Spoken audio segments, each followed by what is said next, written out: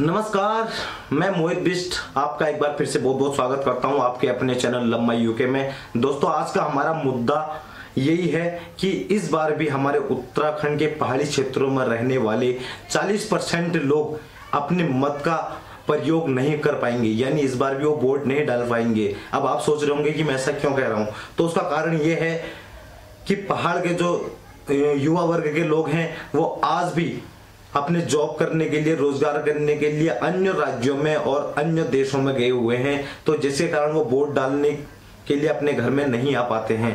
तो उत्तराखंड की कोई सरकार ऐसी नहीं आ पाई है अभी तक, और नहीं मुझे लगता है कि आगे भी आने वाली है, जो उत्तराखंड के लोगों को, युवा वर्ग के लोगों को वहां पे रोजगार दे सके। हर बार चुनाव, विधानसभा चुनाव आते हैं, उसके बाद में लोकसभा चुनाव आते हैं, लेकिन उत्तराखंड की जो मुख्य समस्याएं हैं, चाहे रोजगार हो, चाहे शराबबंदी हो, चाहे पलायन रोकने जैसी समस्याएं हो, इस पे कोई भी बात करना नहीं चाहता। कोई भी सरकार ऐसे मुद्दे वहां पे नहीं लेके आती है, ऐसी घोषणाएं वहां पे नहीं लेके आती है।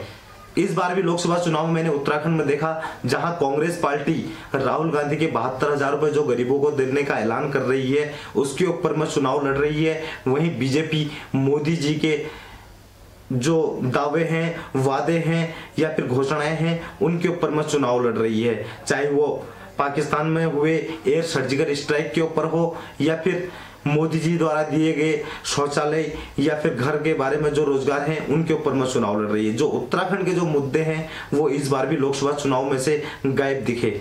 तो आखिर कब तक युवा वर्ग लोग अपने उत्तराखंड में अपने जो सही प्रत्याशी है उसको चुनने के लिए कब तक बाहर रहेगा? तो उत्तराखंड की सरकार ऐसी कोई भी क्यों नहीं आती है? हम ऐसे प्रत्याशी क्यों नहीं चुन पा रहे हैं जो उत्तराखंड में ही रोजगार दे? इस बार मुख्यमंत्री श्री त्रिवेंद्र सिंह रावत ने यह साफ साफ कर दिया है कि कोई सा भी बड़ा उद्योग तो उत्तराखंड में आ ही नहीं सकते हैं, और अगर कोई बोलता है कि उत्तराखंड में बड़े उद्योग आते हैं तो वो झूठ कह रहे हैं, वो सच है ही नहीं। इसका मतलब उन्होंने ये स्पष्टीकरण कर दिया है कि उत्तराखंड में रोजगार ना तो लोगों को दिया जा रहा था और ना ही आगे को मिलने वाला है। मैं आपको वीडियो के माध्यम से दिखा देता हूं। तो दोस्तों, इस बार पे एक बार हम लोग को चिंतन करना जरूरी है कि उत्तराखंड में आखिर रोजगार कब तक नहीं मिलेगा और कब तक युवा वर्ग हमेशा बाहर भटकते रहेगा। और अभी 20% लोग तो उत्तराखंड के युवा वर्ग के लोग ऐसे भी हैं जिन्होंने अभी तक अपना जो मत का अधिकार है, अपना वोट अभी तक किसी पार्टी को डाला ही नहीं है।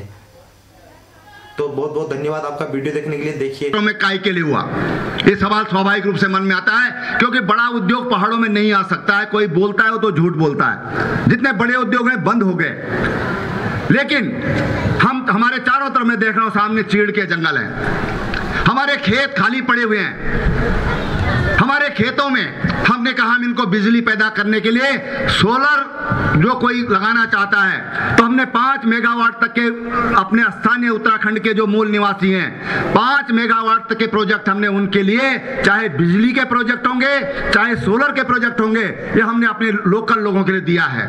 अब कोई अगर स्वयं नहीं लगा सकता तो अपने खेत किराए में दे करके और वहां पर बिजली पैदा की जा सकती है, उस पर सोलर पैनल लगा करके बिजली पैदा करके बिजली बेची जा सकती है। और जो वहां पर पैसा खर्च करना चाहता है उसमें हम अपना शेयर स्थापित कर देंगे। भूमि का मालिक ये वही रहेगा जो उसका आज है, भूमि नहीं बेचेगा, भूमि का मालिक वही होगा। उसका एक उसके साथ समझौता होगा, भारत उसमें उत्तराखंड सरकार बीच में होगी, और उसको उतना पैसा जो कमाई होगी वो उतना शेयर उस किसान को देना होगा।